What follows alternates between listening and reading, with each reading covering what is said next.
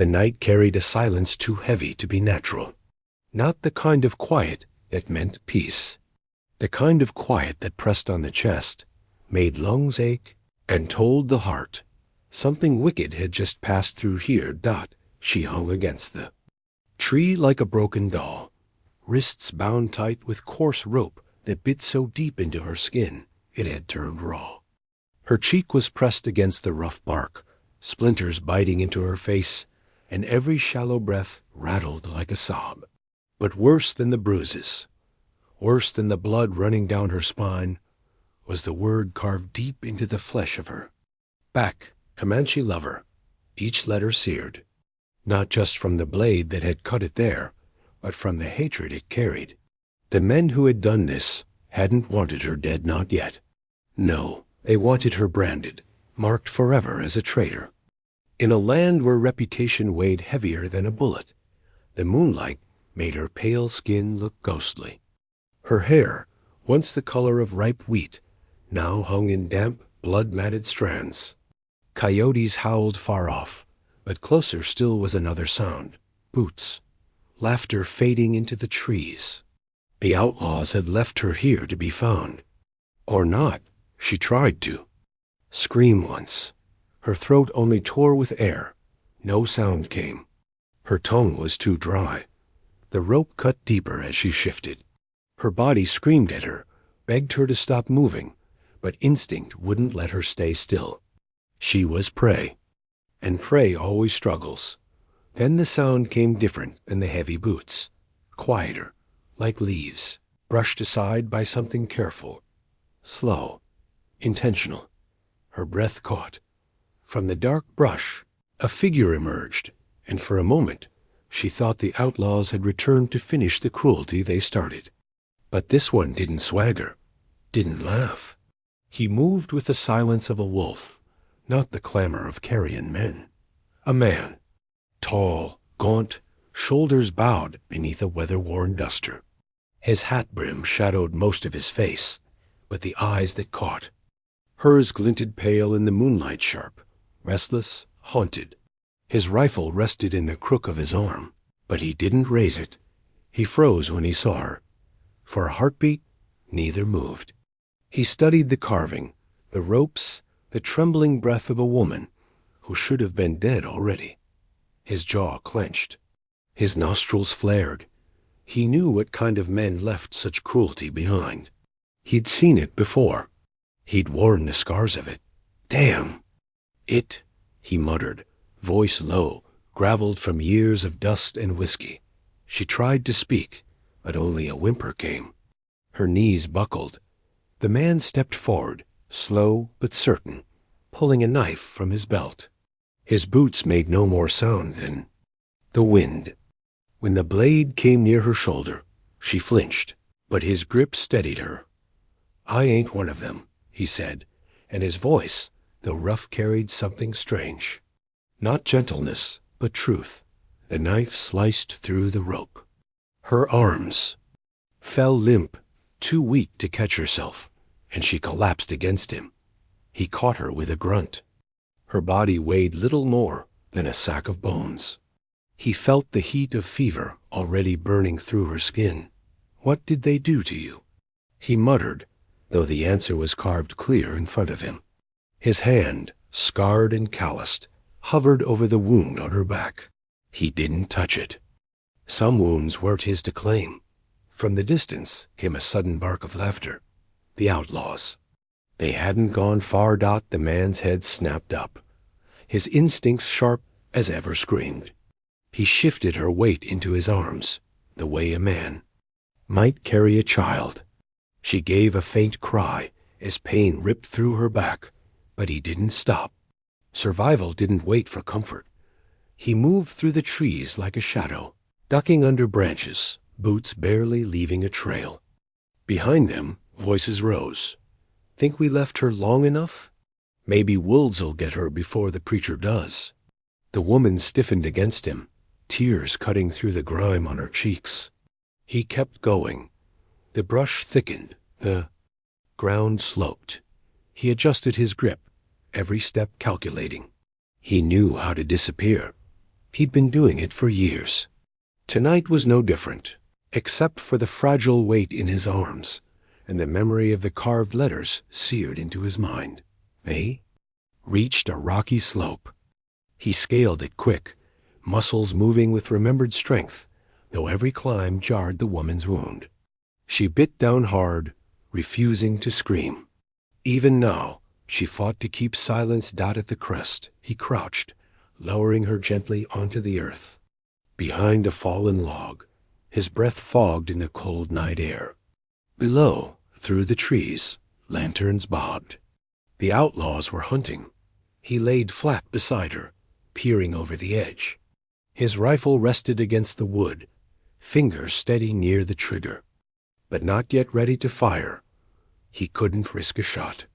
Not with her half-dead beside him. Her lips trembled. Finally, she whispered, broken but audible, "Why? Why save me?" The man didn't look at her at first. His eyes tracked the outlaws below, watching, calculating. Only when their lanterns moved further off did he turn, and the moonlight revealed the lines of his face. A scar cut down his jaw. His eyes looked older than his years, a storm of anger and loss that had never found a home. He leaned close so only she could hear. "Because," he said, voice sharp as the knife still wet with her rope fibers, "I know what it's like to be left to die." Her eyes widened, not at his words, but at the weight behind them. He wasn't saving her for her sake. He was saving her because he couldn't watch another soul go through what he had. Her breath shuddered. Darkness swallowed the edges of her sight. She fought to hold on, but the fever dragged her under. The last thing she felt was the shift of his arms as he lifted her again, carrying her deeper into the wilderness. Behind them, the night seemed to breathe heavier. The hunt wasn't over, and for both of them, the story had only begun. Dawn came like a knife splitting the sky. First pale gray, then the burn of orange fire spilling across the horizon. The wilderness stirred awake, crows flapping from the treetops, a doe slipping quiet into a creek, the sound of water carrying. On the wing. Inside a half-hidden cave near the riverbank, the woman stirred. Her body felt heavy, stiff, as if it didn't quite belong to her. Every shallow breath burned, her back screamed with pain, and the memory of rough laughter still echoed in her head. Her eyes fluttered open. The man sat across from her, back against the cave wall, knife in hand. He was shaving slivers from Al. Stick, each stroke steady, controlled. A small fire smoked between them, its flames carefully shielded with stones so the light wouldn't betray them to prying eyes. When she shifted, the pain made her gasp. His eyes flicked up instantly. "Don't move," he said. The voice was low, gravelly, the kind that carried more command than comfort. Her throat was dry. Where are we?" "Far enough they can't smell us. Not far enough they won't." "Try." She tried to push herself upright, but her arms shook. He was at her side in a heartbeat, hand pressing her shoulder back down, not rough, but firm. She flinched anyway. "Easy," he muttered. He unwrapped a cloth bundle beside the fire. Inside was a strip of clean linen, a flask of water, and a jar of something dark and sticky. He dipped his fingers in it. "What is that?" Her voice cracked. "Pine pitch. Keeps the rot out." Before she could argue, he spread it across the wound carved into her back. She bit into her sleeve, muffling the cry. Her body arched, then slumped forward, trembling with pain. "You'll live," he said flatly. Tears stung her eyes, not just from the pain, but from the humiliation of being treated like broken livestock. Still, when he handed her the flask, she took it greedily. Water ran down her chin, but she didn't care. When she finished, she leaned back against the cave wall, breath shuddering. "You should have left me." He looked at her for a long moment, then went back to carving the stick. "Told you. I know what it's like." The fire popped softly. Silence stretched between them. Heavy with unspoken ghosts, by mid-morning, he helped her to her feet. Every step outside the cave was agony, but he was relentless. They'll follow the blood, he explained. Every drop you left on that tree is a trail for wolves and men both. We keep moving, or we die. His words carried no threat, no cruelty, just fact. She leaned against him when she stumbled. The smell of leather and wood smoke clung to him, mixed with the faint tongue of sweat. He carried himself like a man who'd walked too many miles alone, each step sure, every movement purposeful. "Who are you?" she asked between ragged breaths. "Doesn't matter. It matters to me." He glanced at her. His eyes were pale, washed out, but sharp as a hawk's. "Name's Eli. That's all you need." "Eli," she whispered, tasting the sound. "A simple name. Rough on the edges, like the man himself." "And you?" he asked. Her throat tightened. The name felt foreign. Now, after everything. Still, she forced it out. "Clara." He gave a short nod, as if tucking the name away, but didn't say more. The hours wore on. The sun beat down merciless, heat shimmering off the rocks. Clara's back throbbed, but she forced herself to keep pace. Pride burned hotter than pain. She refused to be a burden, not again. But Eli noticed every stumble, every hitch in her breath. Each time, he adjusted their path, guiding them through shaded gullies or letting her rest beneath cottonwoods. At one stop, she asked, "Why do you hide out here? You don't look like a farmer or a trapper." His jaw tightened. "Used to be a scout." "For the army." Her eyes widened. "Then why?" "Because scouts don't last." His voice cut sharp, final. "One mistake, one bad order, and men die. Mine did." He rose abruptly, scanning the tree line. The conversation was over. That night, the outlaws drew closer. Clara heard them first, the distant crack of twigs, the low bray of a horse. Her stomach dropped. She turned, but Eli was already moving, eyes narrowed, ears tuned to the night. "Stay down," he ordered. He moved like smoke, vanishing into the dark. She crouched by the fire, heart slamming, every nerve screaming to run. But she didn't. She waited. Minutes passed like hours. Then a sudden snap. A man's scream cut through the silence, high and short. Another voice cursed. Hooves thundered, then faded. Eli returned, rifle slung over his shoulder. A streak of blood painted his cheek, though it wasn't his. "One down," he said, sitting back by the fire as if nothing had happened. "Rest of 'em'll be meaner now." Clara swallowed hard. "Did you kill him?" He didn't look at her. He found the snare meant for deer. Guess tonight he was the deer. For the first time since meeting him, she saw something flicker across his face, dark amusement, quick as lightning. A hint of Wild West humor, as sharp and dry as the desert itself. Despite herself, she let out a breathless laugh. It hurt, but it felt good. His eyes flicked to hers, surprised. Then he almost smiled.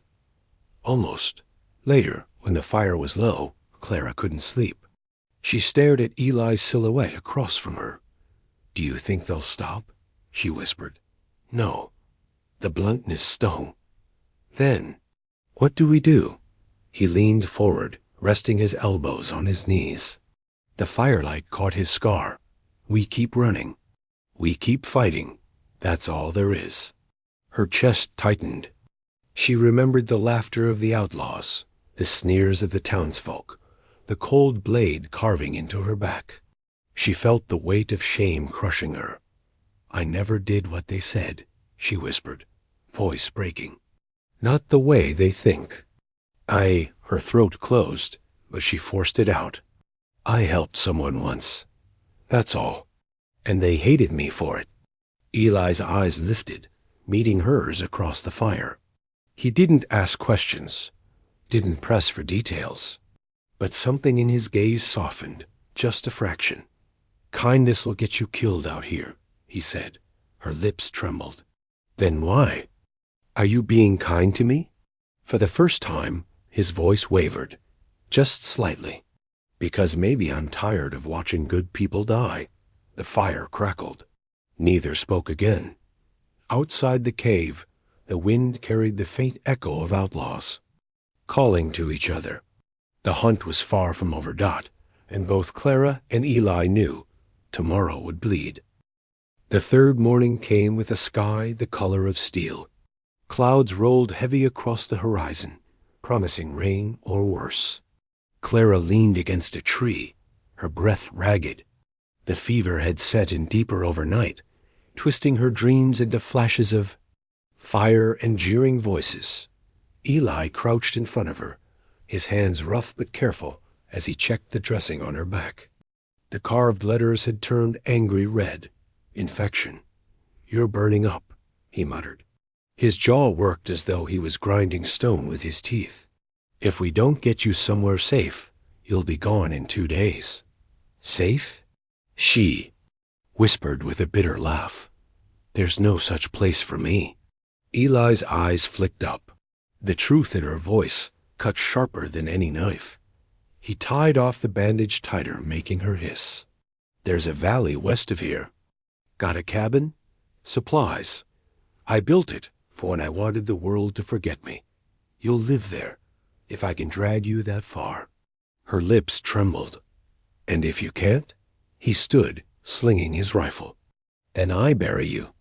The words weren't cruel, just honest. That honesty chilled her more than the fever. They moved slow, Eli adjusting his stride to match her faltering steps. The land turned rougher jagged rocks, scrub brush, gullies carved by old floods. Every drop of sweat that stung Clara's eyes, every stumble, felt like proof she wasn't meant to survive.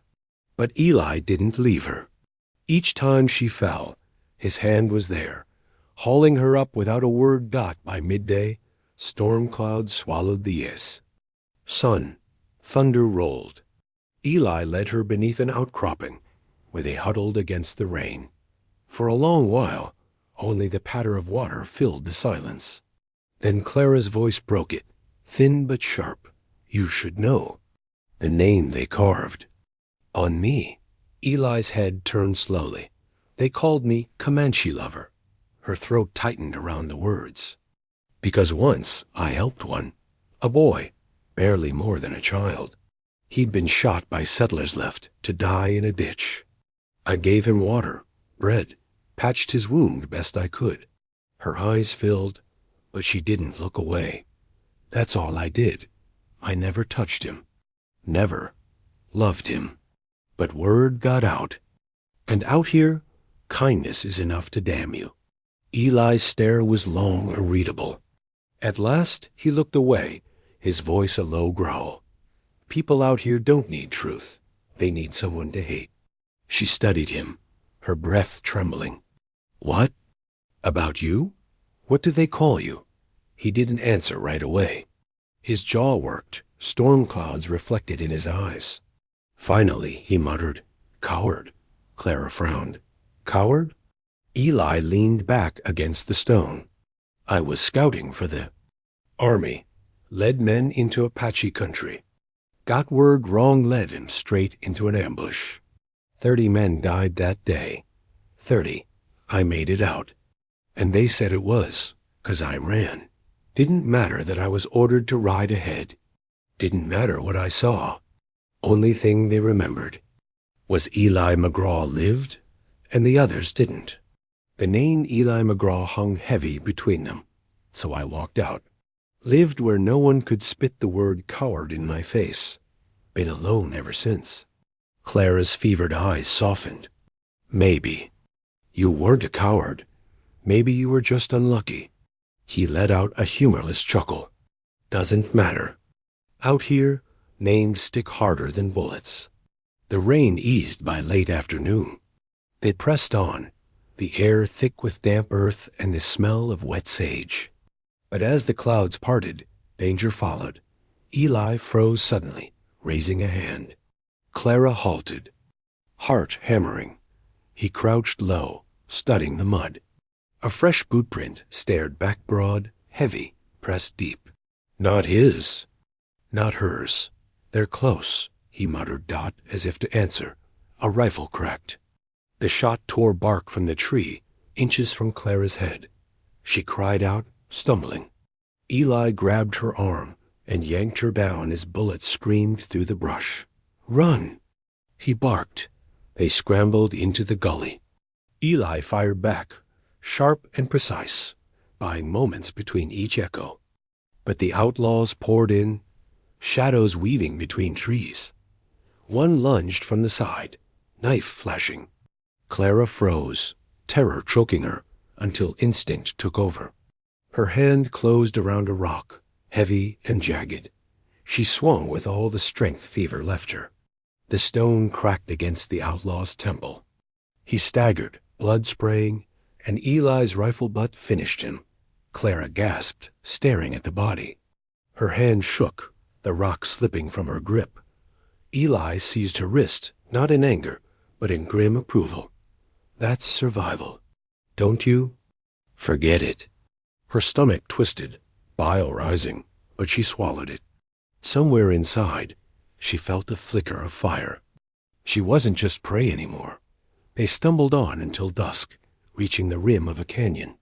The land opened into a scar of stone and shadow, with a narrow trail snaking down into darkness. There, Eli said, pointing. Valleys beyond that. My cabin. But as they started down, a whistle echoed. Then lanterns flared. Shapes emerged from the rocks below. The outlaws. Waiting. Clara's heart plummeted. Eli shoved her behind a boulder as bullets sparked against the stone. Damn it. He hissed. They knew we were headed here. Her breath came fast. What do we do? He checked his rifle, only a handful of cartridges left. His jaw set hard. We fight our way through or die here. Clara's hands trembled. But when she looked at Eli scarred, weary, unflinching, she felt the same fire that had driven her to swing that rock. Her voice steadied. Then we fight. The canyon roared with gunfire. Sparks lit the walls, smoke choking the air. Eli moved like a man born in battle rifle cracking, knife flashing, fists breaking bone when bullets ran dry. Clara, crouched low, grabbed a pistol from a fallen outlaw, her finger clumsy but fierce. The kick bruised her wrist, but the bullet dropped a man aiming for Eli's back. They pressed forward inch by bloody inch. The canyon floor was littered with bodies, the echoes of screams fading into silence. At last, the surviving outlaws broke, fleeing into the dark. But Eli was bleeding from a graze along his ribs, and Clara's fever left her swaying on her feet. He caught her as she stumbled. Their eyes met blood, sweat, and smoke, binding them closer than any words could. First time, Eli's voice cracked. You saved me back there. She shook her head. No, we saved each other. By nightfall, they reached the edge of the valley. Through the trees, a faint outline of a cabin appeared, rough-hewn, lonely, but standing. Clara's heart lifted. But Eli's eyes narrowed. Smoke curled from the chimney. A shadow moved across the window. They're here, he whispered. Clara's breath caught. The outlaws had beaten them. The safe haven wasn't safe at all. The cabin stood in the clearing like a dark promise. Rough pine logs, a stone chimney coughing smoke into the night, the faint flicker of lamplight behind shuttered windows. Clara leaned against Eli, her fevered body trembling with every step. But her eyes stayed locked on that cabin. For him, it had been a sanctuary. For her, maybe hoped out now, it was a trap. Eli's jaw worked, eyes sweeping the tree line. They're inside, he whispered, waiting. Clara's stomach twisted. Then we leave? He shook his head, pulling her down into the brush. No, if we run, They'll hunt us till we break. This ends here. The words chilled her, but she saw the steel behind them. Eli had lived his life running from names, from ghosts, from his own shadow. Tonight, he was done running. They circled the clearing like wolves. Eli moved silent, signaling with sharp gestures. Clara followed, clutching the pistol she'd taken. Her palms were slick with sweat, her breath ragged, but her grip steadied Dot at the rear of the cabin. Eli crouched, ear pressed to the wall. Inside, muffled voices. Ain't no rush. They're half dead already. Scout's ribs are cracked, girl's bleeding. We'll gut 'em when they come crying. The men laughed. The sound twisted Clara's insides. She remembered their jeers when the knife carved her back. Her shame burned hotter than her fever. Eli's eyes found hers. You ready? Her throat tightened. But she nodded Dot. It began with fire. Eli smashed the oil lamp he carried against the cabin wall, flames racing across the logs. Shouts erupted inside. Doors crashed open, men spilling out into the clearing. Eli's rifle barked once, twice, dropping two before they touched dirt. Clara crouched behind a stump, pistol raised, the world a blur of smoke and sparks. Bullets tore the air. Wood splintered. Horses screamed and bolted. Eli moved through the chaos, like a storm knife flashing when his cartridges ran dry. Fists hammering bone, every strike fueled by years of rage. One outlaw charged Clara, teeth bared, revolver raised. Her hands shook, but she didn't flinch. She squeezed the trigger. The man fell hard, blood dark against the grass. Her heart thundered, but her fear didn't own her anymore. The leader emerged last. Tall, broad-shouldered, his face twisted in a grin that mocked even as flames licked higher around the cabin. Well, well, he drawled, leveling his shotgun. Scout and his little whore. Thought you could crawl away, did you? Eli stepped forward, blood soaking his shirt from the graze in his side. His knife glinted in the firelight. You carved her like an animal. You left her to die. Tonight, you answer for it. The outlaw spat. Big words for a coward. The word hit like a hammer. Eli froze, the old wound torn open. The leader laughed, pressing the advantage. Shotgun aimed true, but Clara's voice cut through the crackle of fire. Strong, fierce. He's no coward. He saved me when no one else would, and I won't let you take him. She lunged forward. Seizing the very knife Eli had used to free her from the tree. With a cry, she drove it into the outlaw's side. His eyes went wide, shotgun blasting harmless into the night as he staggered back. Eli struck then, knife flashing. The outlaw collapsed in the dirt, firelight painting his final breath. Silence fell, broken only by the roar of the burning cabin. Eli stood trembling, knife slick in his hand. Clara swayed beside him, smoke stinging her eyes, the knife she'd buried in the outlaw's ribs still shaking in her grip. You! Eli's voice cracked. You saved me. Clara met his gaze, her lips trembling, but her eyes steady. No, we saved each other. Behind them, the cabin groaned, flames consuming roof and wall alike. Eli's years of solitude, his refuge from the world, turned to ash.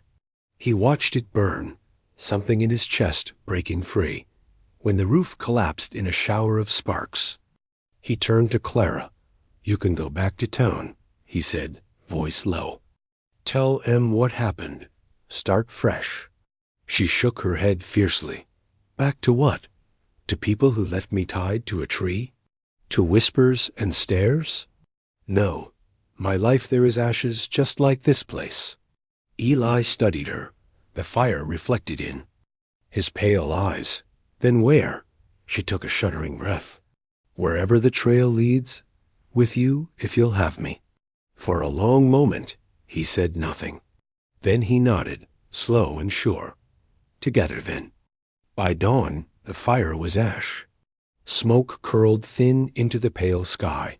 Clara and Eli rode side by side, leaving the clearing behind. No home, no past. Only the long road ahead, and the bond forged in fire and blood. The West was cruel. Names carved deep Comanche lover. Coward cut worse than knives. But out here, names could be burned away too. Rewritten dot, and maybe, just maybe, two souls left for dead could carve something new dot out here. The frontier doesn't forgive. It carves you, breaks you, tests whether you'll bow or whether you'll rise. Clara and Eli were branded by names meant to destroy them. But in the end, they found strength not in running from those names, but in fighting to write their own. If this story moved you, don't forget to like, subscribe, and share. Your thoughts in the comments. Out here, every story is a fight for survival, and sometimes for redemption.